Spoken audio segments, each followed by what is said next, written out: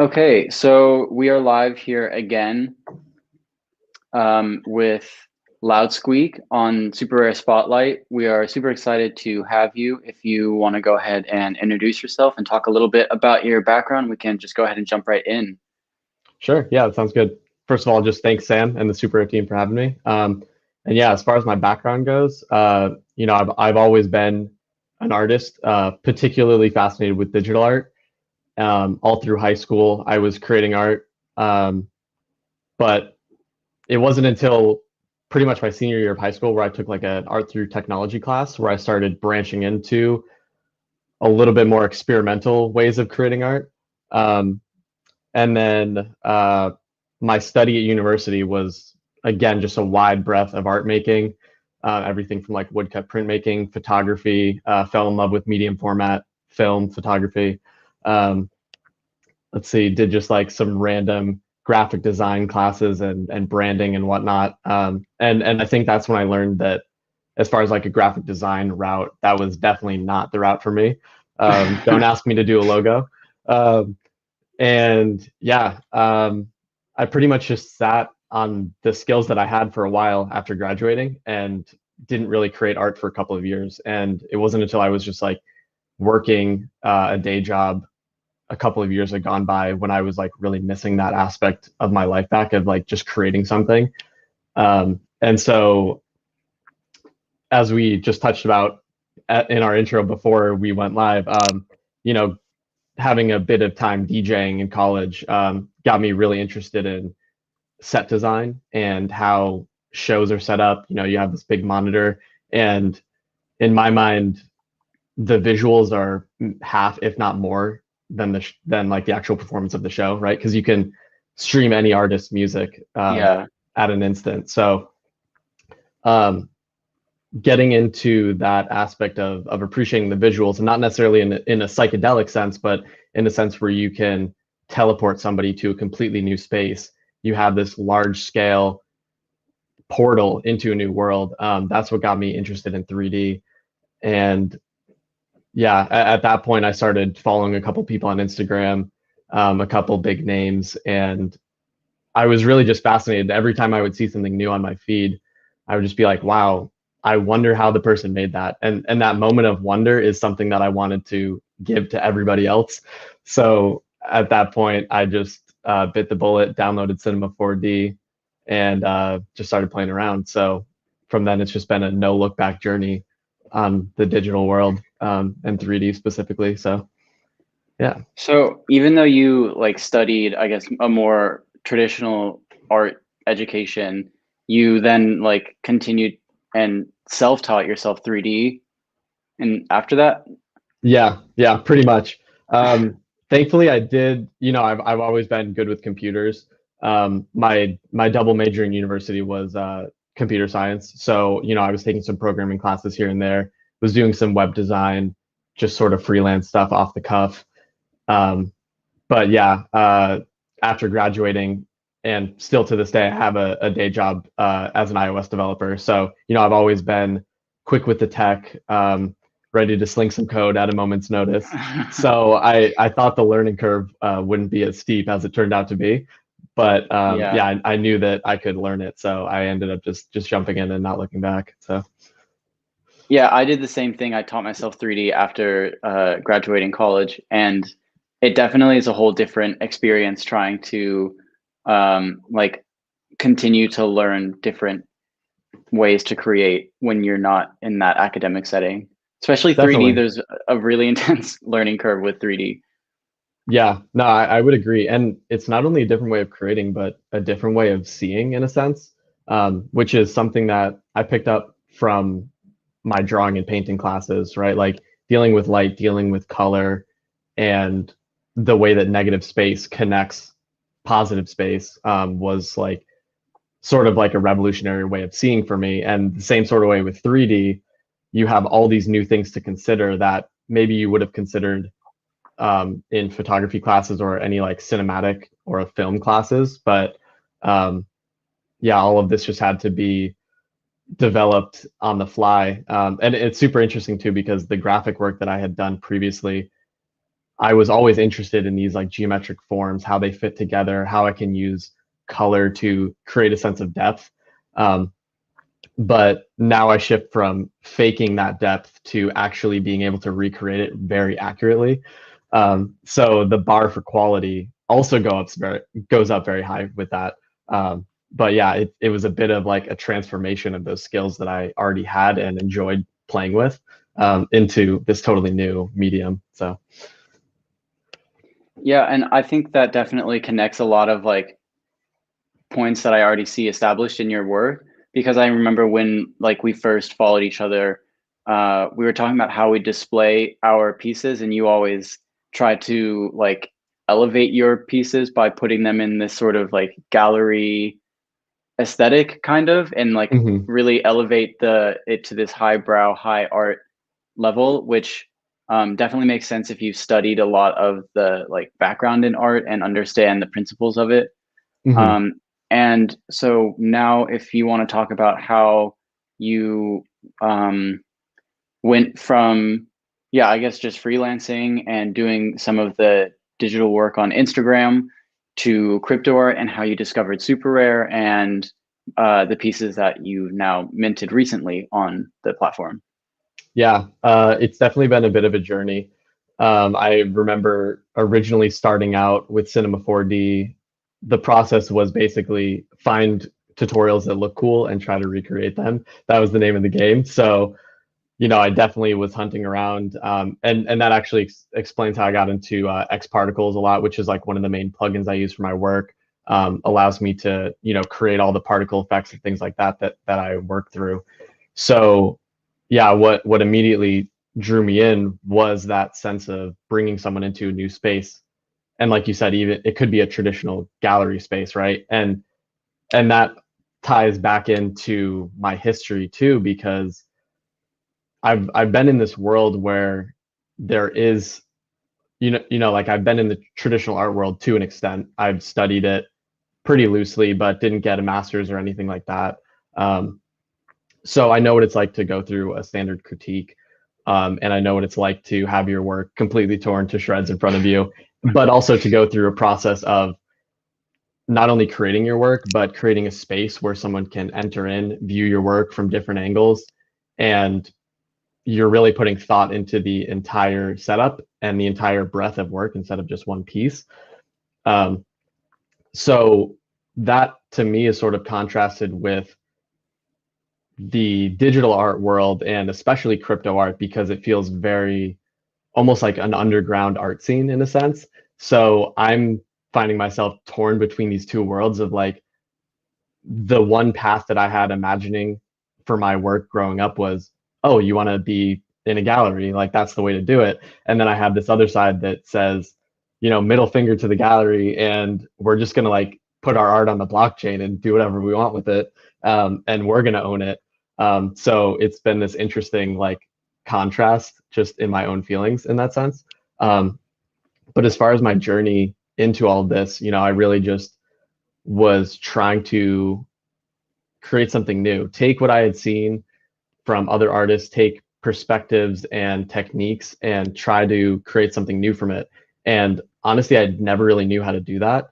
Um, Even studying at school, you know, you're working from project to project, and there are those times where you're tasked with, okay, just like create something out of nothing. Like here's a prompt, but just create something.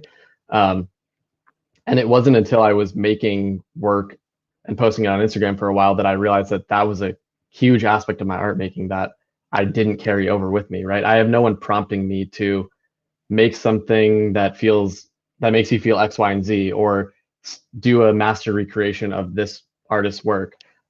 So, once I started challenging myself to do that, it's when my art started to, I think, take form into something that I consider unique. Um, and actually, about that time is when the crypto art space started coming to my doorstep, and I would have collectors or people just interested in minting work or helping artists mint their work start hitting me up on Instagram. Shout out to Talos, he was the first one to hit me up. And after that, it was just like, all right, I'm going to take a risk on this. I dabbled with some cryptocurrencies in the past. Let's see how this goes. And it turned out to be an amazing experience. I was lucky enough to apply to SuperRare and get accepted pretty quickly. I hadn't minted anything other than just one piece on Rarible before that, so I consider myself like an absolute lucky duck in that sense. And yeah, from there it was just like, how can I take my work from creating work daily and elevate it into something new? And that ties into a bit about, the most recent drop, just trying to create these conceptual ideas to prompt myself to create something new, elevate my work, have something cohesive, and have a totally new experience that a viewer can step into and feel like they're separated from the physical world for a moment. Um, yeah, so yeah, go ahead. Oh yeah, I was just gonna say, like, somebody asked while you were sort of talking about that, is it too late to get into crypto art? And I don't think it will ever be too late. Like you mentioned about how it's more important that you're making something new and exciting within Hmm. your own body of work that will stand out within like the crypto art world as well. And if you want to talk about your art a little bit, I'll show the first of three pieces that you just recently minted on the platform about self-discovery. Yeah, and ironically, this one's about the aspect of yourself that you haven't yet discovered. Um, so this is a bit of my interpretation on a modern Rorschach test. Hmm. Um, and it's these quick changing frames with these forms on here where you're not really sure what you're seeing, but your brain's creating some interpretations behind that. And as much as I believe that old ways of psychological treatment are very antiquated and in some ways very barbaric, I've always been fascinated with like the Rorschach ink blots, and also just having this discussion with yourself between what what is the reality in front of me and what is my brain creating as this maybe false reality. Where do the two meet? And really trying to cut the BS and just say, what is reality? What is not? Is there objective truth? Is there not? Right? All these big questions that people go through their lives, and they have no way of ever answering these things. Um, so yeah, this piece in particular was really interesting for me to tackle because I had never done anything in the style before. So I was trying to find a way to reinterpret, like I said, Rorschach test, but with a modern twist, with a Loudsqueak twist. And yeah, I think it does stand apart from some of my other work, but I'm just really fascinated by it. So yeah, thanks for pulling this one up. But to jump back to that question, is it too late to get into crypto art? Absolutely not. If you're watching this right now, we are still early adopters. You may not be a pioneer, but you are definitely in early adopter phase. So it is not too late. Definitely start creating stuff. Send it to me, send it to Sam, send it to everybody on the SuperRare team if that's your goal. But definitely make sure that you're not you're creating something that's unique to you. That's the most important piece, whatever that might mean. So Yeah, yeah, I totally agree. But it's also interesting for me to hear you say that this is sort of about your undiscovered self and about like, mhm. the untruths of reality, I guess, Yeah, because it also reads to me a little like the characters from Soul. I don't know if you've seen that yet. I haven't The caught it yet, but but I sorry, go ahead. there's like I don't even remember, but I guess they're like deity type characters in like heaven or the in between world or whatever, and they're Mhm. inspired by Picasso line drawings, and but they have this like they're 2D and they're neon like white little like glowy figures, sort of very Mhm. similar to this. So I think it's really interesting that um, even though you haven't seen it yet, you have managed to kind of interpret this abstract notion uh, in a like similar way aesthetically. I think it just goes to show like humans can only imagine so much, you know? True, true. Yeah, we're wired. in particular ways, and that wiring can only go so far. So I totally agree with that. And that's really interesting. Everyone tells me to watch it, so I definitely have to watch it now, and I'll be looking out for that. Yeah. Yeah, for sure. So I'm going to go ahead and share the next piece in this Cool. series. Let me pull that up here. This one is the inner self. So another evolution of your internal reality.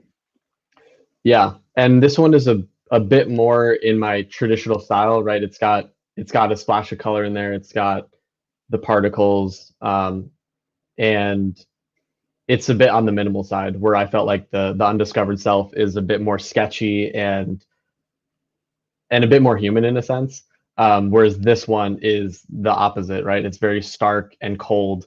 And yeah, through this one, I was really trying to convey this message of, we put up these walls around us, uh, even from our own emotions, right? Like sometimes we'll protect ourselves from our own emotions, but eventually those emotions we're feeling will make themselves known. They'll find their way out. And it takes a lot of wrangling with yourself and a lot of knowing of yourself to be able to recognize your emotions, deal with them appropriately, and to be able to share them with people. And so this piece in particular, like I think it has maybe sort of a cold, sad vibe to it, but it's really supposed to even represent both ends of an emotional spectrum, like feeling intense love for a situation or intense sorrow for something or even intense fear, and not being able to share that with people around you that you love and trust, and sort of asking the viewer, why would you hold that back from the people that trust you and love you the most, if these are the feelings that are true to you. So it's a bit about that discovery and process of like working through those feelings and letting them find light and hopefully some type of resolution at the end of the whole thing. So Yeah, I had to laugh a little bit when you were talking about like holding in your feelings because you're like your inner feelings or whatever, because you're afraid to like face them yourself. Just because that's like probably so relatable for everybody watching, especially people who are other artists for sure. Because I know that's a big motivating factor for people, channeling their emotions through art. definitely. Yeah. And I would find too that I don't tend to put obvious emotion in my art. It may convey itself in different ways. So I feel like this piece, maybe without an explanation, might just look like one thing or another. But to me, every piece is a release in a sense. It's not always a positive release, but this one definitely was making it. So it stuck with me, and I knew that I needed to share it with other people. So yeah. Yeah, and I definitely like that there's a floor to it. I don't know why, like when it first starts, I expected it just to fall like all the way, like there's Mm, nothing, like it's floating. But the fact that it's grounded in a sense also makes it a bit more relatable and less mhm. abstract. So I definitely think that um, the like visual language that you're trying to convey through this piece is really, really solid, and definitely builds off of the previous piece and into the next one if you also want to take some time Yeah. and talk about that. So now this is the third and final outer self of this series that you just dropped. Hmm. Yeah. And this one for me was interesting as well because to me it's sort of a representation of like this cube is really a representation of ourselves, and to reach something greater we need to physically step outside of ourselves and try to connect with something greater to like elevate us to this greater level. And it can be anything you want to achieve, right? It could be some money that you want to get, or a job that you want to get, or like a new shirt or whatever. But you need to you need to create like physical action behind your feelings to actually achieve something meaningful. You can't just think about it all day or even dwell on something negative, right? It's going to be a matter of taking action and having discipline, through that whole process. So yeah, this one for me was, again, a little bit of a different vibe than what I go for. I don't usually have direct like representations of things, so to have an actual diamond there was really powerful. statement for me to make.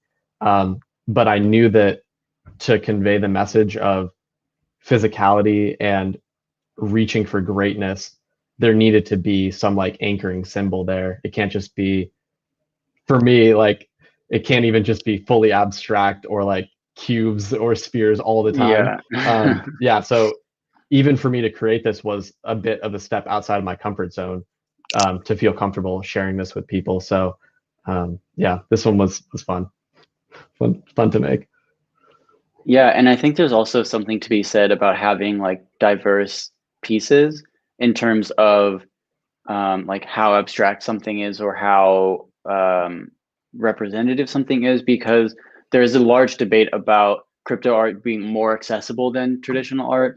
And I Hmm. also think that goes for the visual literacy of people looking at it. So, let's say the inner self that's very has an abstract meaning behind it and is not very representational at all. Whereas this might be something that somebody who's new to collecting or viewing art might find a better connection with, because it does have that stronger aesthetic representation of the message behind it. It's much more like readable to somebody who might be new to the space. Definitely, yeah, and thanks for pointing that out too, because right, it is this always struggle of how literal do I go with something, how abstract do I go with something? It's this spectrum, right? So, one thing that I did want to create with this series is that there's something for everyone as far as like a visual style goes, right? There's this totally sketchy, free flowing line work, and then there's like the very cold particle work and like spherical sculpture that we have going on, and then this shiny diamond to hopefully like encapsulate people looking at it. So yeah, I'm glad that you mentioned that, because that's definitely something I was trying to go for, is just like how can I bring all these different types of peoples and visual styles together and unite them with one message that hopefully they can all relate to in some way or another. Yeah, so thanks for pointing that out. Of course. So I know you just put all of these onto SuperRare like over the weekend or yesterday, very recently. Yep. And it might be too soon to ask if you have anything planned for the future, but I kind of have to. I'm always very curious to see what you're up to. Definitely. As far as concrete plans go, I do have some collabs in the works, so stay tuned for those with some artists that are very different from my style. So that will be really exciting to go through. I'm always trying to branch out the sound design further, so that's going to be something hopefully that people are picking up on. As far as visual style goes, I try to not even give myself a roadmap. And as much as I like to embrace when people tell me that I have a distinct style, sometimes I don't even see it. And I think a lot of artists go through that too. They just don't even understand the praise, or feel undeserving in some way. So my what you can expect from me is to me continue to work through those feelings and to try to move past just the self-deprecation that an artist goes through from time to time, and really just see where the visual style goes. The Rorschach type one, the Undiscovered Self, that one, like I said, was a bit of a change from my usual style, and that was also the most recent piece that I've made. So to me, I'm just gonna just try to stay true to myself. Don't worry about the numbers, don't worry about whatever platform you're on or anything like that. It's just trying to create work that I'm proud of at the end of the day. And even before I uploaded that one in particular, the Undiscovered Self, I considered changing it pretty drastically a couple times before I ended up minting it. And every time I got close to making that change, I just said to myself, just don't do it. Like my first instinct was to put it on how I put it on, and it just needs to stay like that. Like, so I think having a bit more restraint in those decisions, is also something you can expect from me. So a bit of a roundabout answer probably for your question, but I guess I just want people to just stay tuned. I'm always creating new stuff. So yeah, I don't even know really what's next in that sense. So yeah. Yeah, no, I definitely understand. Like, as an artist, especially in the like crypto world, everything is constantly changing so much, and there is like infinite potential, which can be kind of daunting to try to figure out. I just released a piece earlier this weekend as well, and I was texting a friend of mine like, wait, I just finished an idea. Now I have to come up with another one. Like, Right. what? This doesn't end. Like it keeps going. So, Right. but it's definitely exciting to have so many like collaborations available and new mediums available. And yeah, like I said, the potential is definitely endless.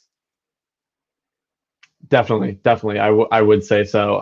I mean, and there's always new technology coming out. I mean, one thing that I do hope to explore is a bit more of AR aspects to my work to see if I can capture these things in sculptures. Again, touching back to what we talked about earlier, to give viewers a physical space to deal with, whether that's represented here on a 2D plane faking 3D or actually in their 3D space with some type of 3D model or something along those lines. That's definitely something I'm looking to branch into.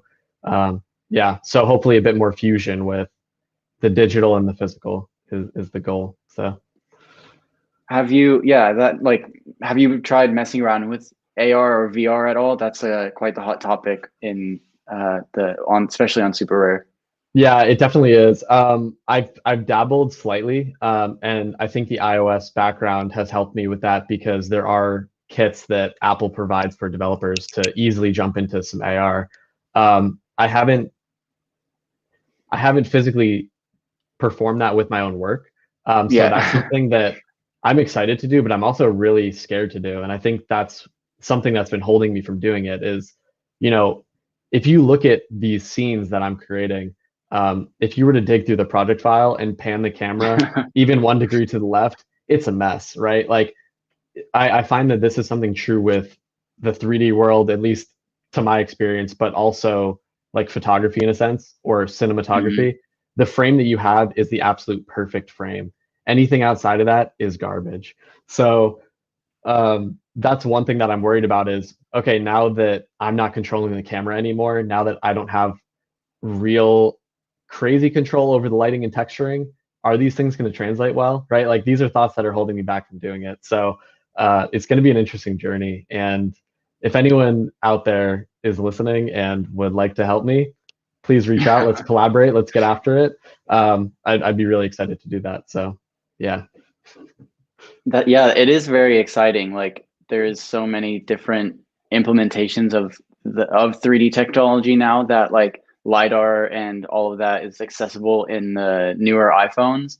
It'll be Mhm. very, very interesting to see how um yeah, artwork like yours can be adapted to mobile phones or AR spaces and get takes the space off of yeah this like sort of faux 3D space on a 2D screen. It's very very exciting. But also you said you were collaborating, and Mhm. I imagine you're collaborating probably with some traditional artists and non-digital artists as well. Is that Mhm. true? Um, So, I mean, in my sense, yeah, traditional versus digital. How do I classify the two? I don't know, but they are digital artists, um, but strictly 2D. Well, in a sense, traditional as well. Paint, graffiti. That's as far as I'll tease it is a graffiti Hmm. artist who also does some digital stuff. Um, and yeah, but one of the key elements of their work is always 2D, and a bit more of a graphical style, something that I was embracing earlier in my artistic journey, and I never had the opportunity to develop further. Never had the opportunity to create, huge murals of work. So that will be a bit of an interesting experiment for sure. We've already started, and it's been fun already. But yeah, just thinking of how things translate from 2D space to fake 3D space Hmm. is interesting to explore. Yeah, so I'm just gonna keep continuing with that, and I'm really just trying to touch as many people as possible and to just not work with as many people as possible, but to just connect with as many people as possible and to Yeah. like understand what goes into their art making, and hopefully it will help me create deeper meaning with my own work. Because that's just how I am as a person. If I'm just in a room by myself, I could just be sitting in the corner perfectly happy doing absolutely nothing. But when there are people around me, it's something that's really energizing for me. So um, not in a selfish way. I'm just going to be feeding off everybody around me, connecting with me, and hopefully giving it back to them. But yeah, just hoping to just continue the journey and see where it takes me. Yeah, that's definitely the best approach to have, especially when we're, in the middle of lockdown, depending on where you are, a pandemic, that's affecting everybody. So it's really, really a great opportunity for artists like us that we can collaborate with so many different people and all over the world, especially if your medium is digital. Like it's so easy just to send files back and forth and work together. Yeah. So I'll definitely be excited to see how that turns out for you. We're about to wrap up here, so if you have anything else you want to talk about, if you want to plug your socials, you can go ahead and tell us about it. Cool. Yeah. As far as the social plug goes, Loudsqueak on Instagram, also on SuperRare. Um, Twitter page, Loudsqueak Media. I try to give, I end up posting the same work on the Twitter page, but with Twitter, I'm trying to create a bit more dialogue behind the work. So just check out those postings for a little bit more thinking. Um, and yeah, I'm definitely excited for the future. As far as like words of wisdom to people out there, just create the work you want to create. If your goal is to sell work commercially and just get hired for commissions, create the work that you envision yourself selling already, right? Like don't hold yourself back. Definitely don't be afraid to bite the bullet and jump into investing in the technology and the hardware if you need it to create your work. Pamper yourself, and with everything that's going on, just take time as well to recharge and definitely disconnect from the computer. I'm always at the computer and it weighs on you after a while. So just get outside and take a walk and just completely disconnect. Don't even consume social media and allow yourself the space to conceive all the things that you're able to conceive. So yeah, and don't be a stranger too. Reach out. Yeah, I definitely agree. Like reaching out is, like the best thing you can do for your network and your reach as an artist. Because like worst comes to worst, they just ignore you and Right. what like so what. But also, yeah, and like doing the work that you want to be doing. I saw a quote, I don't know, a while ago that basically said like do the the job that you want before you have it, or do the work before you have the job. Mhm. um and that's always a bit vague for artists because like it's a very open-ended job to be an artist, but Exactly. it goes into everything if you really can narrow it down. But I'm really glad that you were able to join us, so thanks for coming on. And yeah, be sure to follow Loudsqueak on Instagram and Twitter, and check out the drops he just talked about on his SuperRare, and tune in next week with our guest on Tuesday. Thanks everybody. Thank you.